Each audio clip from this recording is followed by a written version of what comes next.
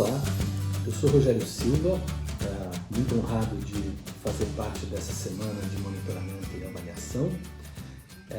E estou aqui para conversar com vocês sobre um assunto que é bastante relevante para as iniciativas sociais, para as organizações da sociedade civil, obviamente também para as organizações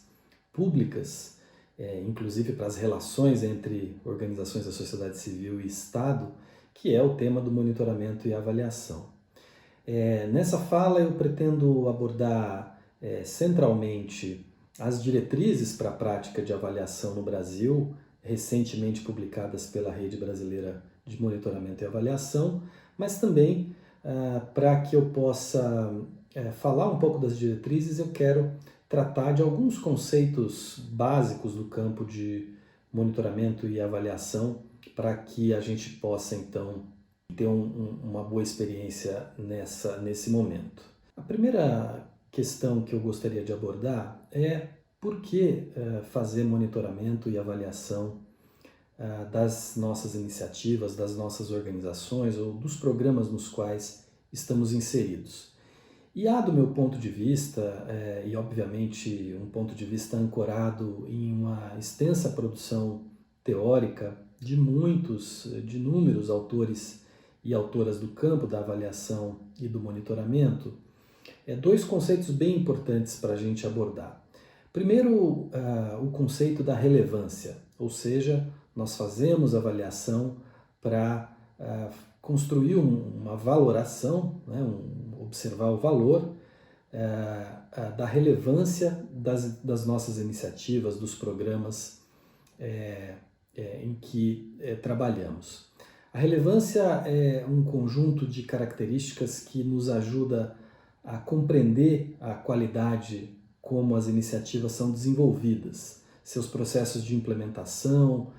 o desempenho das suas equipes, das nossas equipes, o consumo de recursos, a aderência das iniciativas à realidade social, às demandas da população, ao modo como a iniciativa então responde ou dialoga ou encontra com o público-alvo, o público beneficiário, os cidadãos, e outros aspectos que têm a ver com o cotidiano, com a implementação, com o desenvolvimento das iniciativas, como a capacidade de mobilização e mesmo a qualidade da gestão e da governança daquilo que a gente realiza.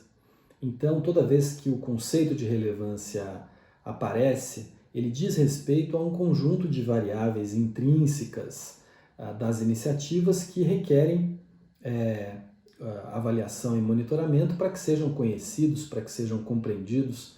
para que sejam valorados. Ao lado do conceito de relevância está o conceito de mérito. E mérito tem a ver com resultados. Nesse sentido, uma avaliação que observa o mérito de um programa ou de uma iniciativa, de uma política, implica ações que ajudam a compreender as entregas, os resultados, os efeitos desejados e indesejados, os desdobramentos das iniciativas no curto, no médio e no longo prazo. Uma avaliação de mérito, de resultados, de impacto, ajuda a compreender as transformações alcançadas por um programa, por uma organização. Então, reparem que, nesse sentido, relevância e mérito são um par de conceitos bastante importantes para as práticas de monitoramento e avaliação. Ou seja, nós fazemos monitoramento e avaliação para conhecer o desenvolvimento das nossas iniciativas de modo a aprimorá-lo e para compreender os resultados, os efeitos das nossas iniciativas, para que nós possamos então construir uma ideia do valor que essa iniciativa tem e pensar de que modo isso pode melhorar, pode ser expandido, pode seguir, pode receber mais investimentos ou, eventualmente, precisa passar por uma grande transformação. As avaliações, então, quero marcar, elas servem para determinar o valor de um determinado objeto, segundo critérios consistentes e explícitos e um exercício metodológico sensível e rigoroso. Essa é uma definição verbal do que muitos autores compreendem que seja a prática avaliativa. E eu quero chamar a atenção novamente aqui a dois conjuntos de conceitos ou duas ideias principais nessa afirmação. Primeiro, a ideia de que nós precisamos ter critérios consistentes para fazer monitoramento e avaliação. E o que significa isso? Significa que nós precisamos definir alguns tipos de parâmetros segundo os quais se construirá um exercício de valoração. Nesse sentido, avaliação ou monitoramento não se trata de uma prática de investigação para que nós apenas tenhamos opiniões sobre as coisas, mas para que nós busquemos diferentes tipos de evidência para que, então, tenhamos uma ideia mais clara, mais precisa, mais rigorosa da relevância e do mérito de um certo programa, de uma intervenção. Então, os critérios são partes fundamentais do exercício avaliativo e é preciso que os critérios estejam sempre associados a uma ideia de indicadores, por exemplo. Vejam que quando nós dizemos que a taxa de emprego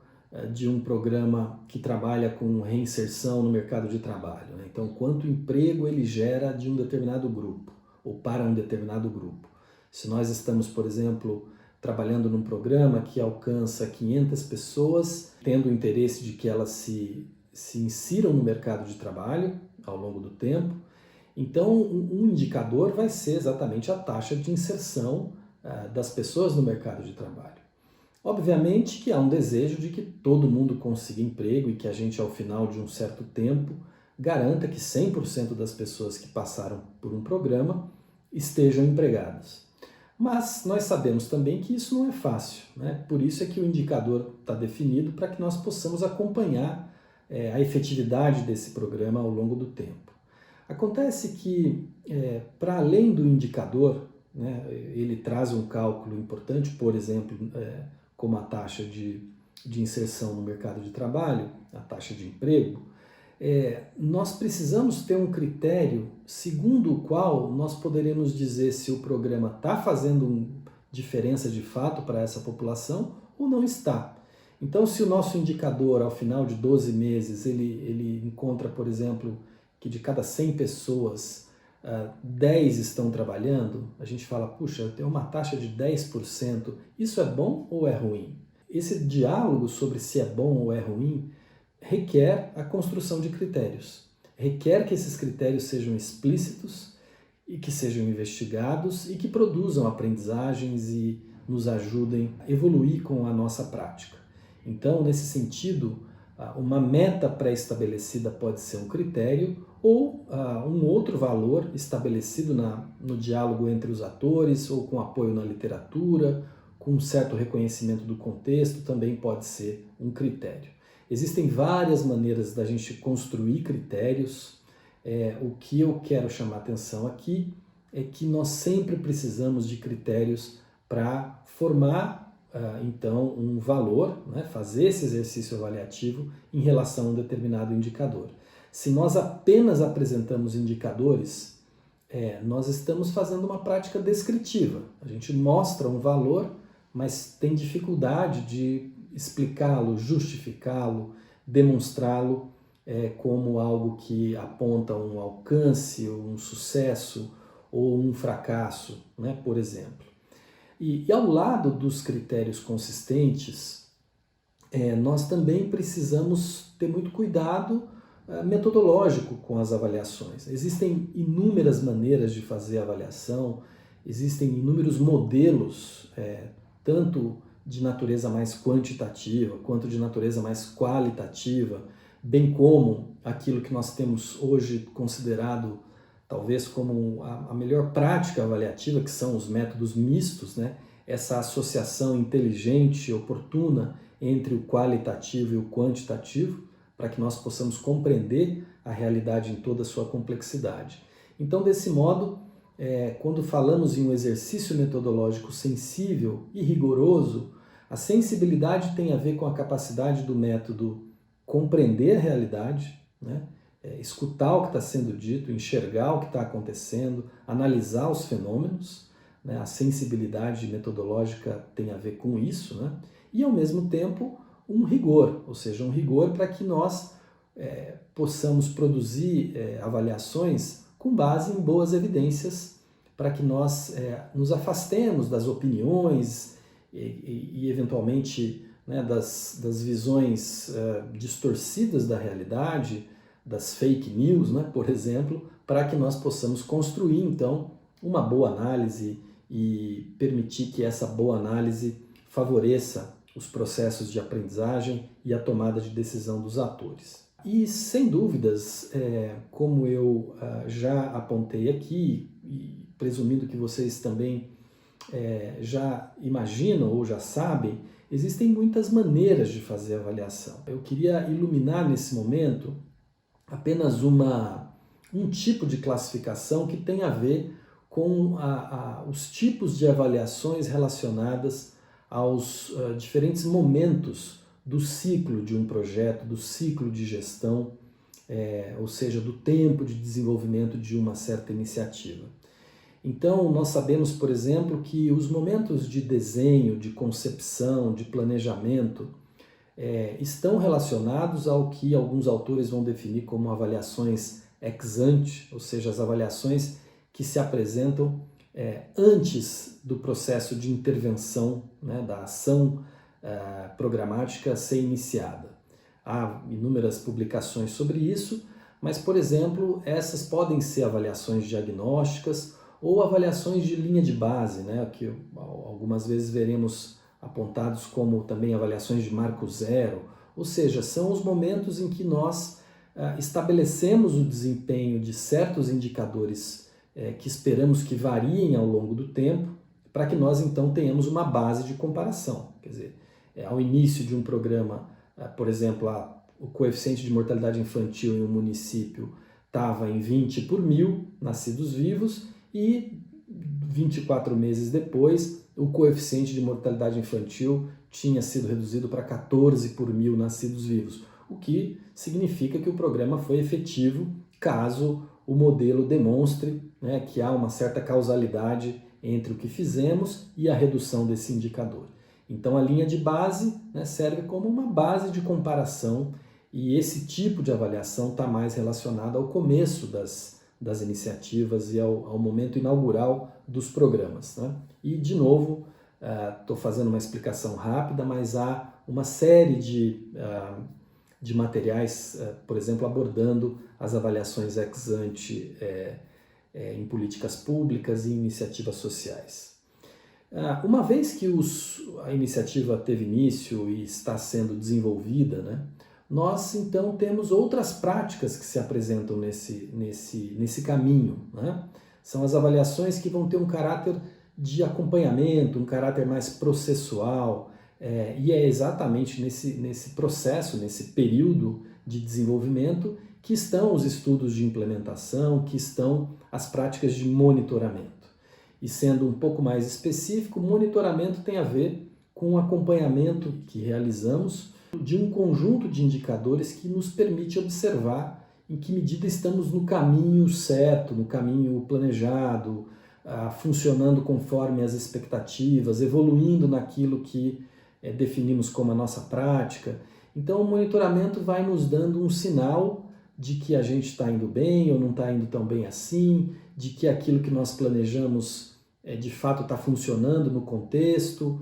ou não está, e isso significa que a gente precisa ajustar o caminho. Então o monitoramento é esse processo dinâmico de prestando atenção na realidade, no desenvolvimento de um certo programa, de uma iniciativa, para corrigi-lo, para potencializá-lo, para melhorar as condições de trabalho, de modo que a gente vá garantindo que os resultados possam vir a ser alcançados no futuro. Então as avaliações nesse período, né, assumem esse caráter de um monitoramento ou mesmo de avaliações intermediárias um pouco mais complexas, né, explorando alguns outros tipos de variáveis que não necessariamente essas pré-determinadas pelo planejamento, como é o caso do monitoramento.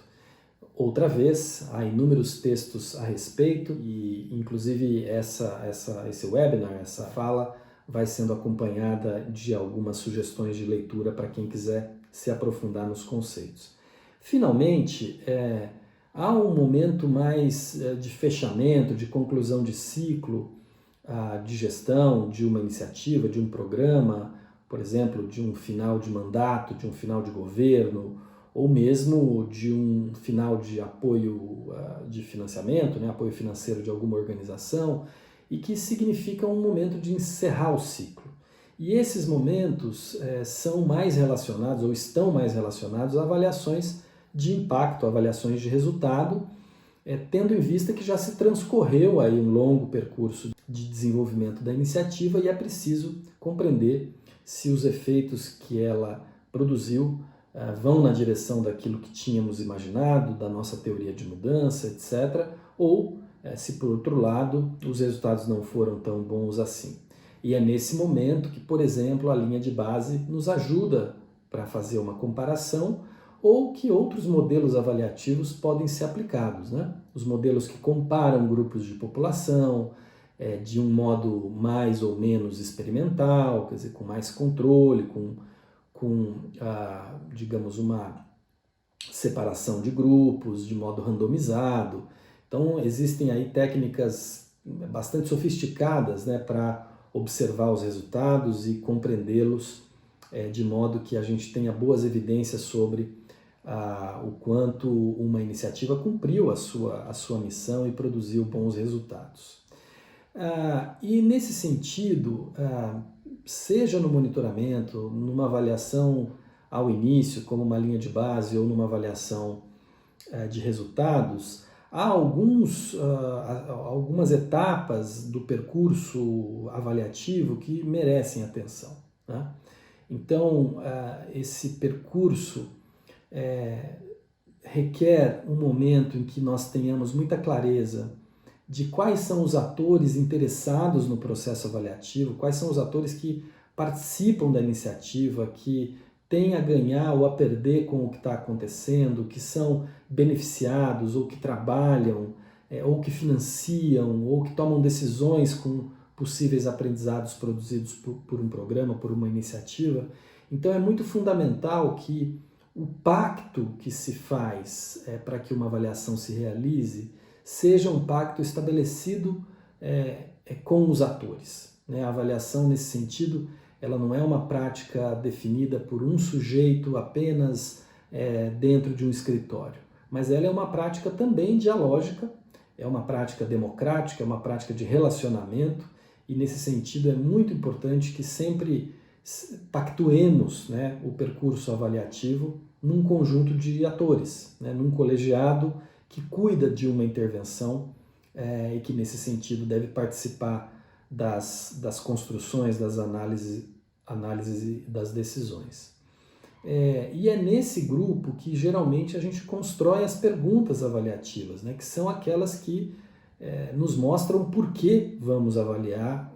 e mais especialmente o que vamos avaliar, né? Então as perguntas elas fazem um certo enfoque, elas iluminam pontos que consideramos fundamentais,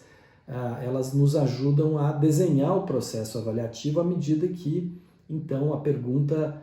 demonstra o que nós precisamos descobrir, né? As perguntas nesse sentido podem estar mais relacionadas a efeitos, a resultados, como também podem estar mais relacionadas ao processo de implementação, aos recursos, às equipes, à qualidade das ofertas, ao cumprimento de um calendário e assim sucessivamente. Ou seja, as perguntas vão se relacionar ao conceito que inicialmente eu apresentei de relevância e de mérito. Uma vez definidas as perguntas, uma terceira etapa muito comum aos modelos avaliativos é exatamente escolher a abordagem metodológica, construir os indicadores, definir o desenho avaliativo, de modo que a gente então tenha clareza de que maneira iremos responder as perguntas avaliativas, né? Esse digamos, é o núcleo aí mais metodológico, a investigação mais científica mesmo que acontece em um processo ou em um percurso avaliativo. Finalmente, depois disso, a gente tem coleta e análise de dados, com questionários, com entrevistas, com análise de portfólios, com análise de documento, com a análise de bases de dados públicas, né, que já estão registradas e que podem ser acessadas. Então, de novo, existem muitas possibilidades para isso. Para finalmente a gente, então, depois de uma boa análise, chegar no momento da produção dos informes,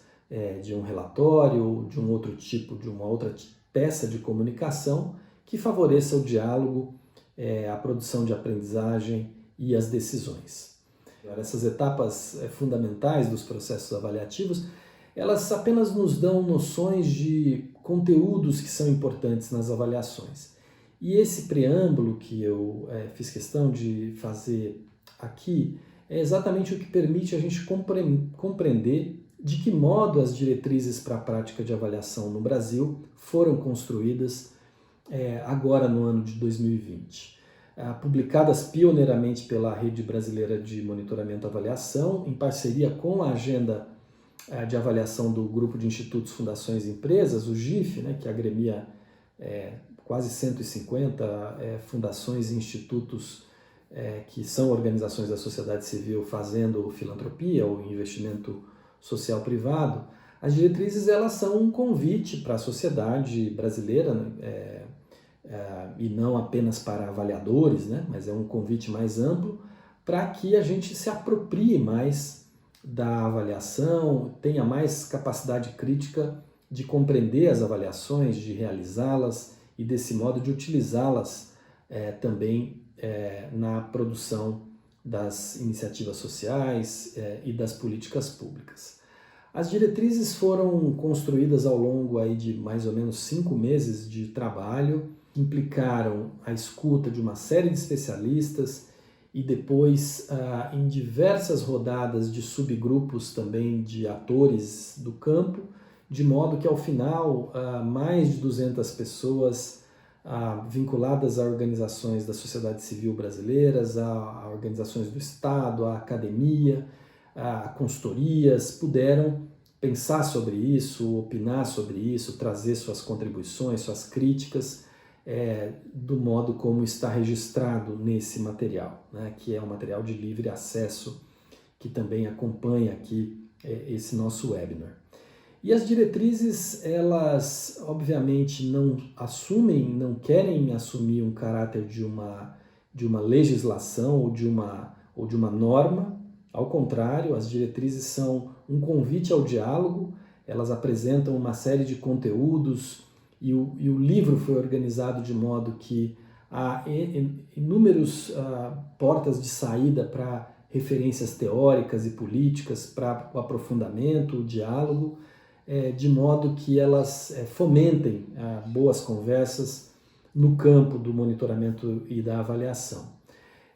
As diretrizes foram então divididas em 4 blocos, né, depois de um longo processo de consulta. No primeiro bloco estão as diretrizes que dizem respeito à aprendizagem e utilização. Então são 2 conceitos muito importantes que a gente foi trabalhando ao longo do tempo, que nos ajudam a compreender que as avaliações devem dialogar e responder às necessidades de informação e conhecimento dos interessados, favorecendo que eles aprendam sobre o objeto avaliado, ampliando seus níveis de análise, reflexão, compreensão e apropriação. É com base em processos e produtos que favoreçam a aprendizagem que as avaliações podem tornar-se relevantes aos interessados e embasar a formulação, decisão, prestação de contas, ampliação de conhecimento e deliberação de temas de interesse público. E nesse sentido, né, esse capítulo ou esse bloco das diretrizes, ele se subdivide em 7 diretrizes específicas, que estão sinalizadas na tela nesse momento, e para cada uma delas há uma rubrica específica, trazendo uma definição e, em muitos casos, né, um link para uma referência teórica, para um complemento que pode ajudar os atores nessa compreensão.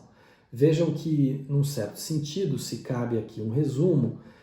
as diretrizes estão profundamente preocupadas com o sentido e a utilidade dos processos de avaliação. Então, eles precisam ser construídos de modo que sejam úteis, né? E não que signifiquem mais perda de recurso, perda de tempo, e que acabem não contribuindo para o pensamento crítico e plural sobre aquilo que está sendo avaliado. Então, a utilidade é muito importante e compreende-se a utilidade de várias maneiras, né?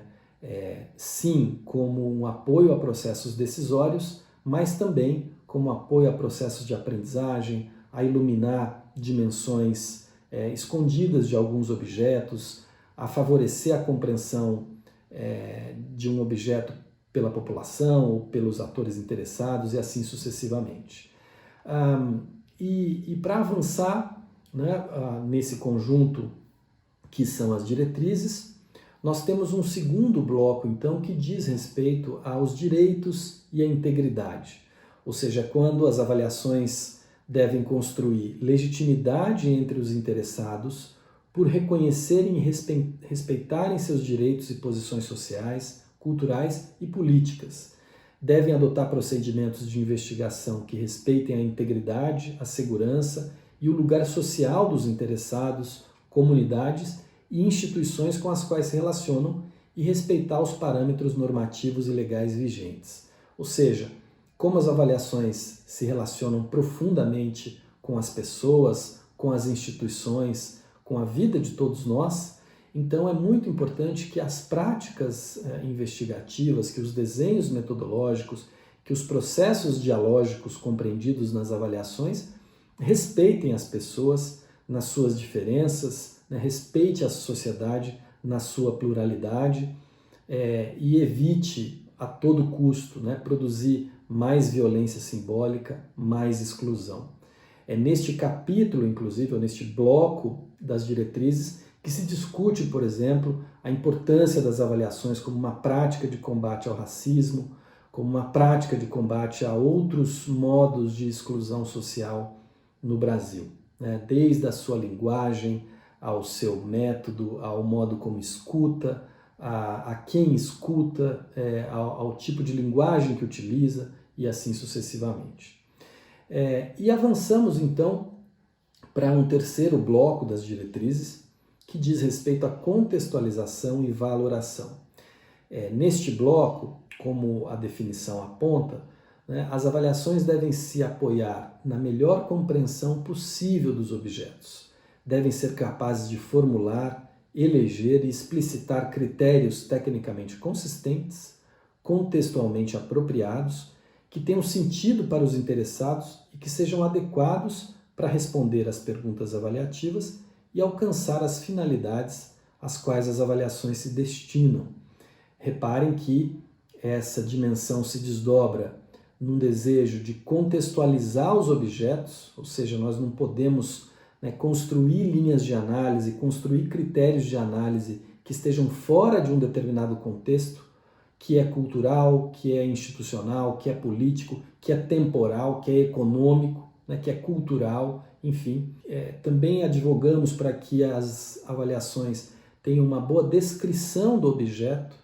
para que ele seja justamente conhecido, de modo então a permitir um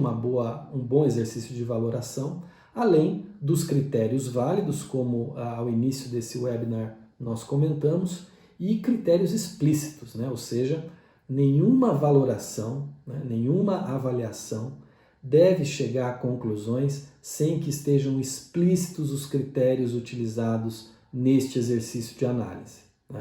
Todas as vezes que as avaliações não demonstram o seu caminho analítico, elas enfraquecem exatamente a sua capacidade de ser respeitada e utilizada pelos atores. Então, a explicitação dos critérios é algo muito fundamental, faço questão de,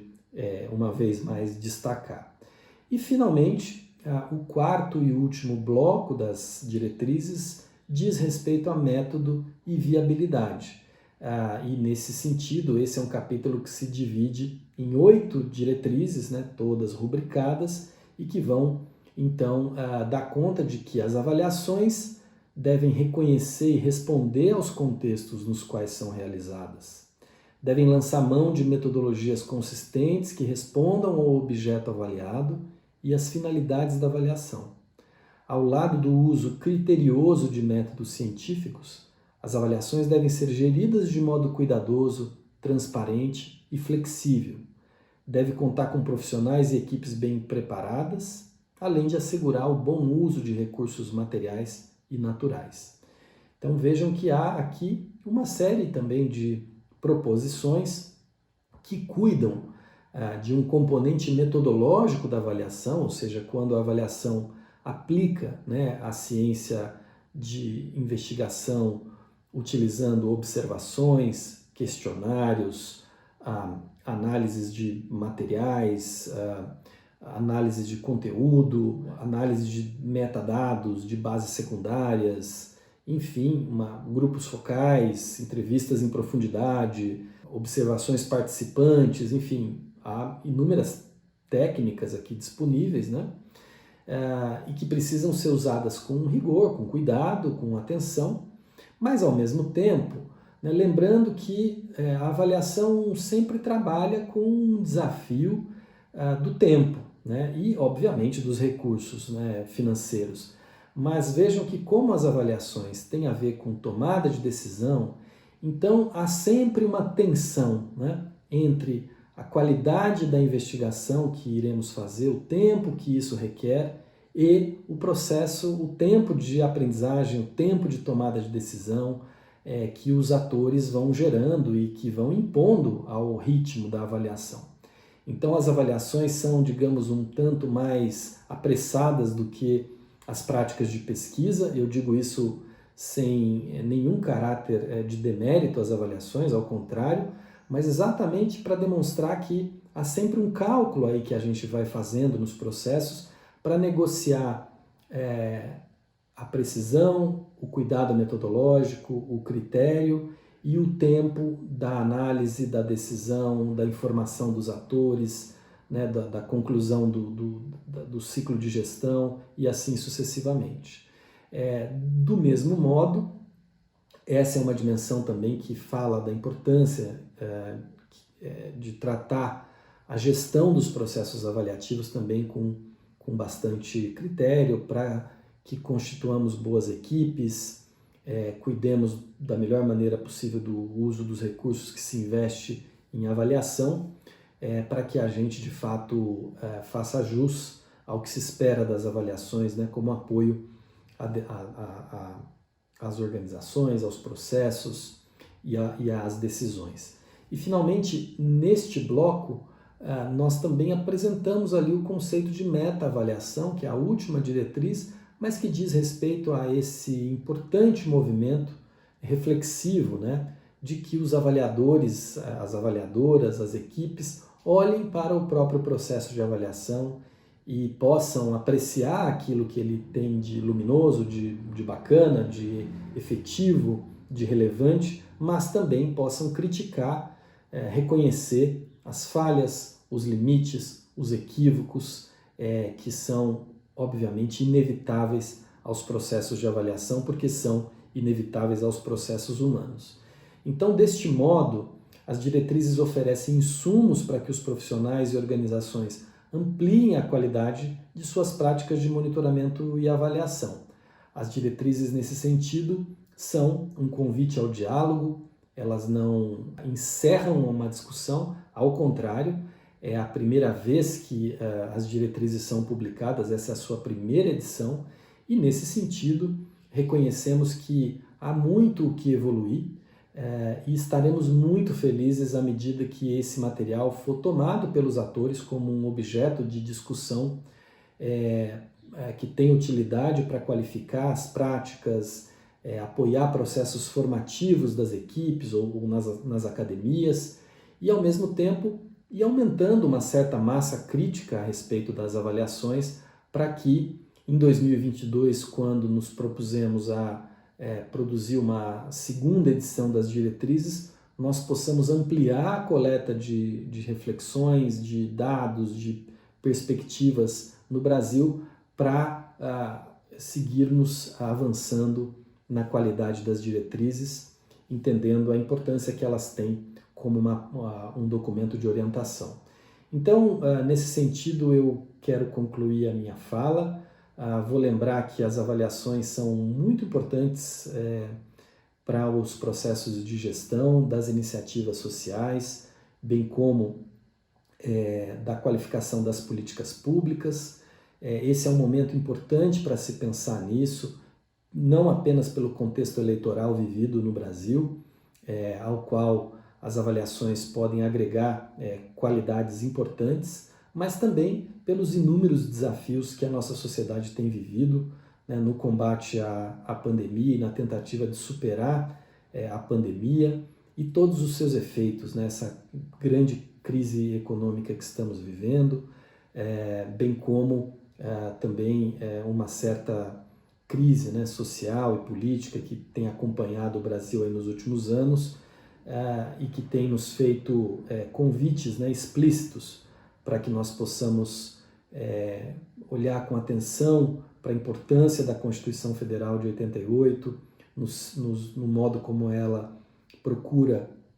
afirmar a garantia de direitos civis, sociais e políticos, e no modo como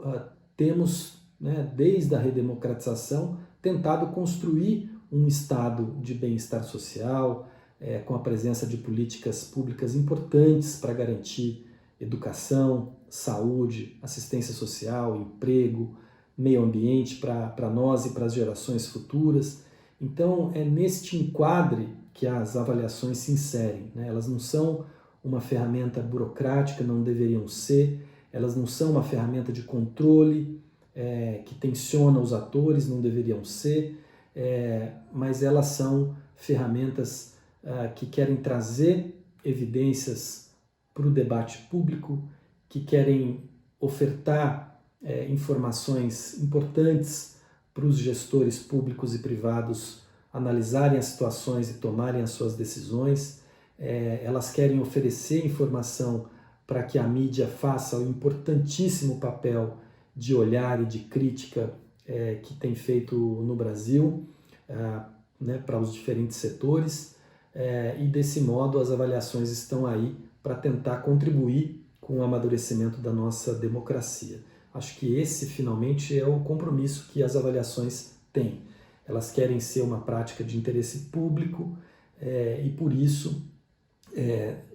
têm profunda preocupação em serem úteis e em serem criteriosas para apoiar os processos de aprendizagem e decisão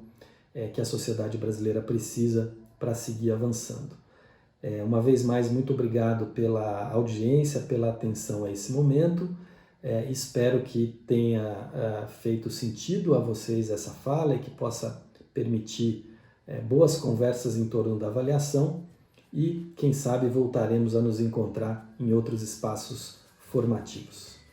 Muito obrigado.